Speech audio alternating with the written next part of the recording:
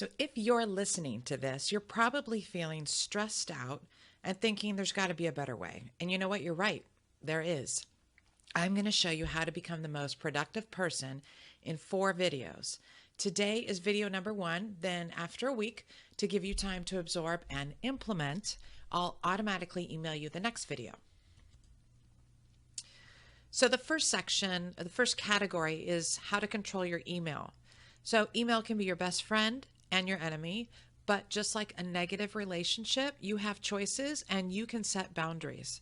So studies show that we send and receive over 100 emails a day, and this is growing every year.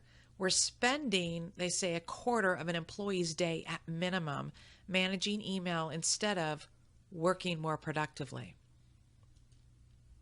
So technique number 1 is don't let email distract your focus. So it was never intended for real-time communication. However, most people treat it like it's an instant message. So you most likely work with your email program open all day long, letting it check for new messages every 5 minutes and notifying you on the spot. So email is defaulted in most programs to send and receive every 5 minutes. So if you're getting email dripped constantly, you could be interrupted up to 100 times in an 8-hour day. And to make it worse, it takes the brain about 15 minutes to refocus on a task after managing email. So when you get unread email, it's kind of like that shot of an information drug your hungry mind craves. So what you need to do is you need to control that focus. And the best thing to do is to shut down your email program from bothering you so much. So one way is to change, here's a screenshot of going into your, go to your Outlook options. You go to Advanced over here. And then your second option is a send and receive button. And then there's a little checkbox right there. And you're going to say, this is already going to say 5 minutes. You're going to change it to 60. Now, if you, let's say you're at work and you have admin rights, most large companies don't allow you to change some of these configurations. Well, that's at my work. So the way I got around that, and actually it was a hack that actually worked out better for me than this one that I'm recommending, is go to, Outlook, go to your send and receive, and there's a button there called work offline. And I will take that button and right click on it and drag it up to the top so that I can have it available at the top toolbar all the time. But then what I do is I have it so that I can just turn Outlook on and off, because I do all my work in Outlook. I just don't want it to bother me all day like an instant message. Technique number 2 is to use an email ritual. So you'll find that email, just being responsive to email, it's an acquired skill. And it's something that'll differentiate you from everyone else in the world who's overwhelmed by their overloaded inbox and is not able to respond back to you. So checking email, as we've covered, it constantly interrupts your workflow and it wastes a lot of time. And let's be honest, the world's not going to end if email sits in your inbox for a few hours. So the way I handle it is I schedule 2 meetings with my inbox. I do one in the morning and then one at the end of my day. And then when I turn on email, it'll go brrrr, and I get a whole bunch of emails. And then I do what's called the 4 Ds. I either delete it or I archive it sometimes. I'll do it if it's only going to take me less than 3 minutes to respond to it. I will delegate it, and then I'll move it to my waiting folder. And I'll show you that folder in a moment so that you can see what that looks like. And then the 4th action I can take is I need to defer it. And maybe it's going to take me longer than 3 minutes.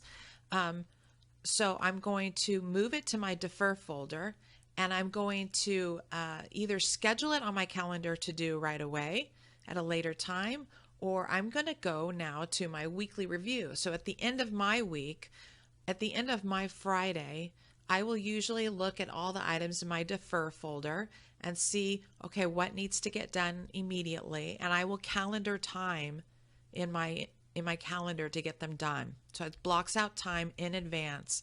Nobody else can take that time away except my boss, of course. And anything else that I needed to get done that's just in my schedule, I'll also calendar. So let me show you how I organize my email in the next technique. So I used to keep a very lengthening list of folders in Outlook to track messages by topic, sender, project, urgency, and any other context that seemed relevant at that moment. And I'd spend lots of time carefully dragging and dropping every message from my inbox into the folder it seemed to belong to in that day. And after a while, I had so many folders, really the system was completely useless. And some of the folders, after all that work, I barely ever opened again. So now what I do for technique number 3 to empty my inbox and keep it empty is I've slimmed down my email buckets to what I call the trusted trio. So 1, 2, and 3. So again, I'll either delete something or archive it. So I might just click a button and it moves to archive, or if you don't know how to click the button, that's something I could teach as well. Then you could take the folder. Actually, let me just show you my Outlook. Why not? Okay. See? Perfect. We've got email coming in right now. Okay, so these I want to know about comedians, so I'm not going to unsubscribe right now. So I'm going to delete these. Now this one, I do want to read this, but I know this is a newsletter that I'm just getting, and I want to take time to read it. So I'm going to defer it for later. So I click defer, and it will move it to my defer box. So I have 9 messages, as you can see, in my defer box. I have 13 messages that I've delegated, and I'm waiting for somebody else to do some work before I can take action on it. And then I have everything in my archive box, which are things that I want to keep. I don't want to delete it because I need, something to refer back to. And so this is how I organize, and you could organize and empty your inbox as the receiver. So now I want you to flip the perspective to you being flip the perspective to a sender. Let me get back. There we go. Okay, so technique number 4 is how to write emails that actually get opened. So in the IT world, we have a saying, garbage in, garbage out, which means that if you give a computer the wrong input, it returns useless output. But this applies to email and many other things as well. So what you need to do is craft an effective message. Ask yourself, or craft an effective subject line, So ask yourself, what's the purpose? What's the call to action that you want somebody to do? And then use an informative subject line and write it like a newspaper headline or like a tweet to grab interest, because honestly, it's the first thing people see. You saw when I just got my email, I don't see the message at all. I don't have my preview on or anything like that. I just see the headline, and that's the first thing that's, I may open it if it has like the right comedian that was in there. And so these are examples of bad ones, right? So I still get things that have subject with nothing in it because somebody forgot to put it in there, probably. Or the read immediately I just got, and it had 3 exclamation points. There's no, the urgency, there's no additional info for me there. So here's where you have a better choice of getting someone to open it. You have good examples like, let's have lunch this Friday. I know right now that I've got to respond to this by Friday if I want to have lunch with the person who sent this. Okay, so now you get people to open it. Now, what about reading and responding to your emails? Okay, so that's technique number 5, which is write emails that get responses. So the first thing I'd say is put your emails on a diet. How often have you ever heard that message was too short? Less is more, so get to the point and respect your recipient's time. The shorter, the more likely it is that it'll be read and action is taken. Here you can see a very long kind of bulky paragraph. So here's that same content in the right-hand side, just put into like bullets that make your message easier to skim and easier to write back to in line. Okay, so here's your take action plan. You should schedule some time on your calendar. I'd say like 30 minutes if you want to do all of these to implement the techniques. And if you don't schedule, I'm going to tell you, it likely won't happen. You have to be intentional. So, first one, take your email offline. Second, schedule 2 meetings a day with your email and follow that 4D ritual.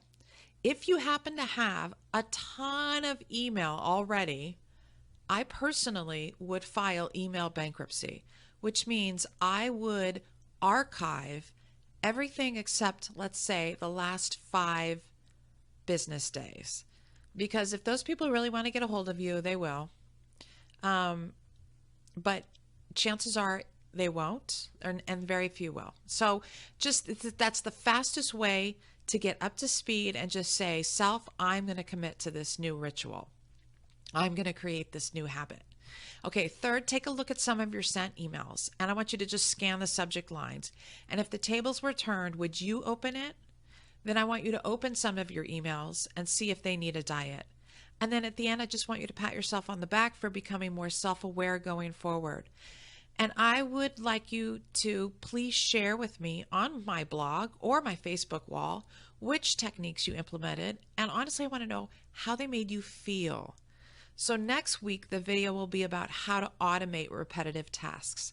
So have fun taking baby steps.